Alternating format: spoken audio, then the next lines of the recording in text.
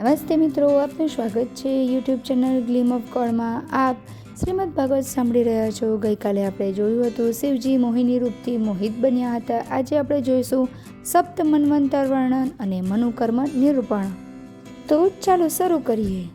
શ્રી સુખદેવજી બોલ્યા, હે રાજન, વિવસ્વાનના યશસ્વી પુત્ર શ્રદ્ધેવ નામના 7મા મનુનો વંશ આ મુજબ છે। ઈક્ષ્વાકુ, નભગ, દૃષ્ટ, સર્યાતિ, નરિષ્યંત, નાભાગ, દિષ્ટ, કરુષ, પૃષદ્ર અને વાસુમાન એમના આ 10 પુત્રો હતા। આ વૈવસ્વન મન્વંતરમાં કુમાર અને રૂભ્રુમાણ દેવતા અને પુરંદર ઇન્દ્ર હતા। કશ્યપ, અત્રિ, વશિષ્ઠ, વિશ્વામિત્ર, ગૌતમ, જમદાગ્નિ અને ભારદ્વાજ વગેરે સપ્ત ઋષિ છે। કશ્યપની પત્ની અદિતિના ગર્ભથી વામન અવતાર થયો છે। હવે આગળ થનારા મન્વંતરો વિશે સાંભળો। વિવસ્વાનની છાયા, બળવા અને સંજ્ઞા 3 પત્નીઓ હતી। સંજ્ઞાથી યમ, યમી અને શ્રાદ્ધદેવ થયા।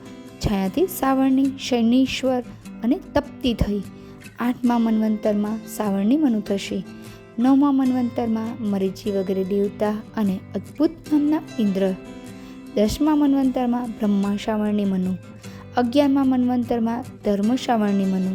12મા મન્વંતરમાં રુદ્ર સાવર્ણી મનુ, શ્રેષ્ઠ વગેરે દેવતા અને રુધિધામા નામના ઇન્દ્ર।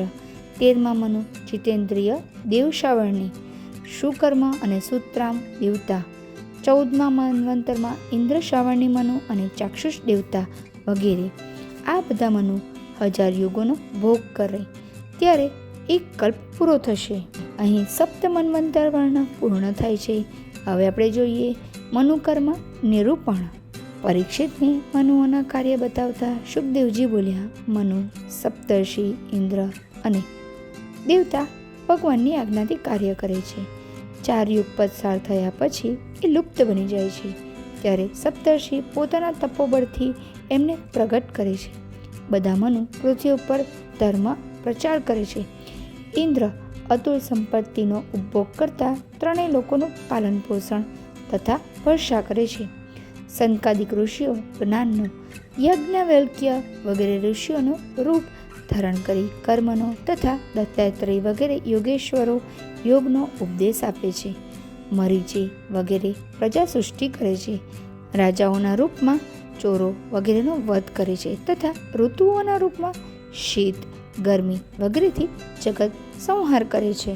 અહીં મનુકર્મ નિરૂપણ પણ પૂર્ણ થાય છે। જો આપને સંપૂર્ણ શ્રીમદ ભાગવતના સાંભળવાનો લાભ લેવો હોય તો આપ મારો એક પણ વિડીયો મિસ નહીં કરતા। મહર્ષિ વેદવ્યાસ દ્વારા રચિત આ શ્રીમદ ભાગવતનો હું દરેક કથા આપની સમક્ષ રજૂ કરું છું। તો આપ દરેકે દરેક વિડીયોને સાંભળી શ્રીમદ ભાગવત સાંભળવાનો સંપૂર્ણ લાભ મેળવો। સાથે સાથે મારી ચેનલને સબસ્ક્રાઈબ જરૂરથી કરજો। આવતીકાલે ફરી મળશું, ત્યાં સુધી આપ સૌને મારા જય શ્રી કૃષ્ણ।